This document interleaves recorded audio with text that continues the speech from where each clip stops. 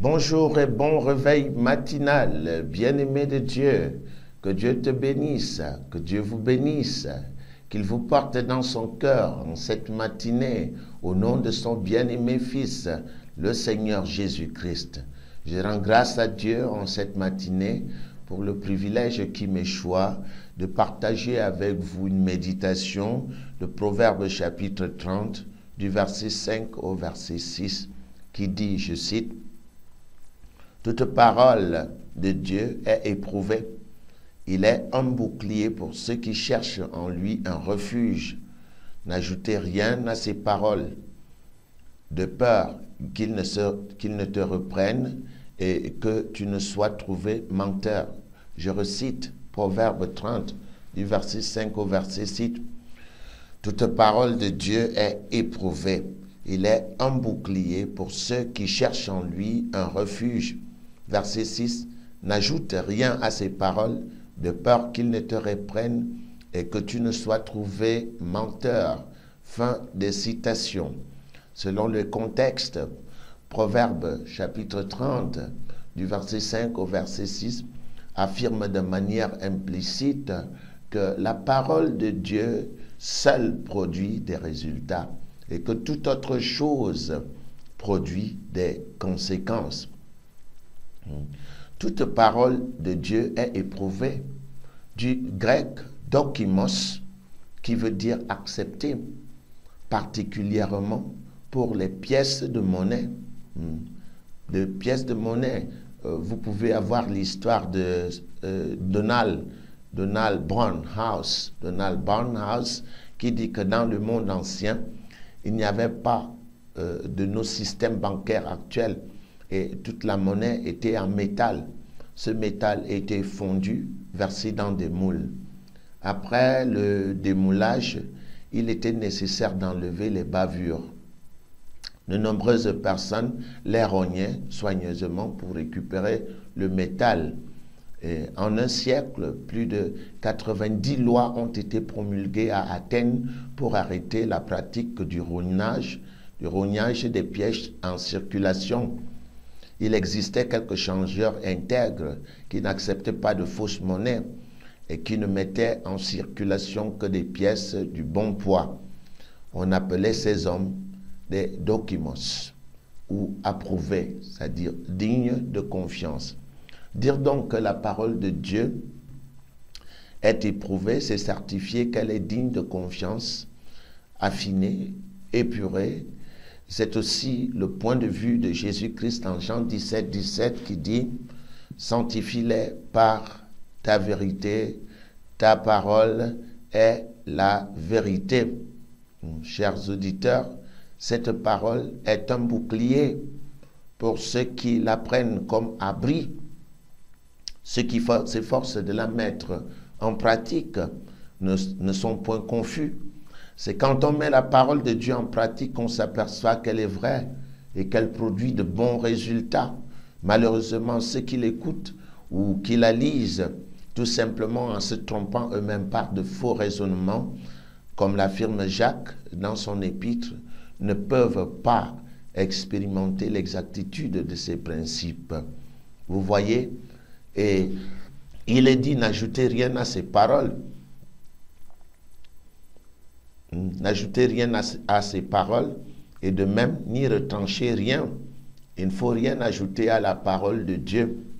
Une étude de Genèse chapitre 3 du verset 1 au verset 5 permet de voir ce qui s'est passé au jardin d'Éden et ce qui continue à se passer dans le monde aujourd'hui à cause des ajouts et des retraits dans la parole de Dieu.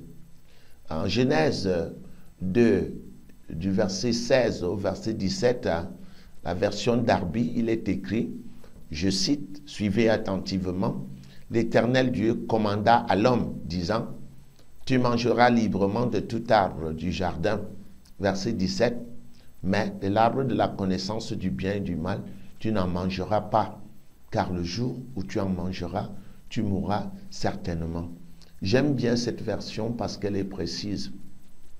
Et la version Darby, il faut bien le dire, est la version littérale la plus fidèle de la Septante.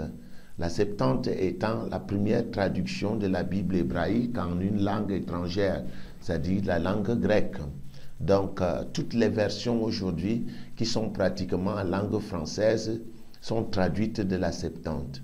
Nous disons donc que la version Darby est la version la plus fidèle de la Septante. Et quand nous étudions un texte comme celui-ci, la version Darby devient utile parce qu'elle utilise tous les mots qui font partie du texte dans le texte grec. Je vais relire ce texte pour que vous en soyez convaincus et surtout pour que vous reteniez l'essence, parce que la suite de l'étude démontrera de grandes vérités. Je cite, version Darby, « L'Éternel Dieu commanda à l'homme, disant, tu mangeras librement de tout arbre du jardin. » Verset 17, il s'agit de Genèse chapitre 2, « Mais de l'arbre de la connaissance du bien et du mal, tu n'en mangeras pas, car le jour où tu en mangeras, tu mourras certainement. » La version Louis II dit « tu mourras » tout court. Darby ajoute « certainement ». Et la version Louis II dit « tu mangeras de tout arbre du jardin », alors que la version Darby dit « tu mangeras librement ». Bon, voyons donc ce qui survient lorsqu'on ajoute ou retranche des mots dans la parole de Dieu. Allons-y en Genèse chapitre 3, du verset 1 au verset 7. Nous verrons des omissions de Ève et comment est-ce que l'adversaire, le diable, procède pour amener Ève dans une erreur. Verset 1. Or, le serpent était le plus rusé qu'aucun animal des champs que l'Éternel Dieu avait fait. Et il dit à la femme, quoi? Dieu a-t-il? Quoi? Dieu a dit, vous ne mangerez pas de tout arbre du jardin? Point d'interrogation. Quoi? Dieu a dit, vous ne mangerez pas de tout arbre du jardin? Non, ce n'est pas ce que Dieu avait dit. Le verset 16 et 17 du chapitre Dieu disait bien, Dieu commanda à l'homme disant, tu mangeras librement de tout arbre du jardin. Mais l'adversaire ici pose une question tendancieuse à la femme pour susciter le doute dans son intelligence. Quoi? Dieu a dit, vous ne mangerez pas de tout arbre du jardin? Point d'interrogation. Regardez au verset 2. Et la femme dit au serpent, nous mangeons du fruit des arbres du jardin. Elle a omis un mot. Le texte dit librement. Et la femme dit, nous mangeons du fruit des arbres du jardin. Il n'y a plus le mot librement. Elle l'a retranché. Voyons la suite. Mais du fruit de l'arbre qui est au milieu du jardin, Dieu a dit, vous n'en mangerez point et vous n'y toucherez point. Dieu n'a jamais dit, vous n'y toucherez point. C'est Ève qui ajoute, vous n'y toucherez point. Vous voyez, elle omet au premier verset le mot librement. Elle ajoute au deuxième verset le mot, vous n'y toucherez, la locution, vous n'y toucherez point. Et enfin, elle relativise la parole de Dieu en disant, de peur que vous ne mouriez. Or, le texte disait, tu mourras certainement le jour où tu en mangeras. Et vous voyez bien comment le serpent est rusé, comment le diable est malin, comment il est rusé. Le verset 4 dit, et le serpent dit à la femme, vous ne mourrez point certainement. Voyez-vous, Dieu avait dit, tu mourras certainement. Le diable amène la femme à raisonner. Premièrement, elle omet un mot. Deuxièmement, elle ajoute une locution. Troisièmement, elle relativise la parole de Dieu. Et enfin, le diable, qu'est-ce qu'il lui dit? Il lui dit, vous ne mourrez point. Vous ne mourrez point. Tout simplement, ça devient l'antithèse de ce que Dieu avait dit. Cette antithèse qui est respectée aujourd'hui dans toutes les églises. On dit quand un homme est mort, que l'homme n'est pas mort. Le serpent dit à la femme, vous ne mourrez point, certainement. Et il démontre que Dieu ment. Verset 5.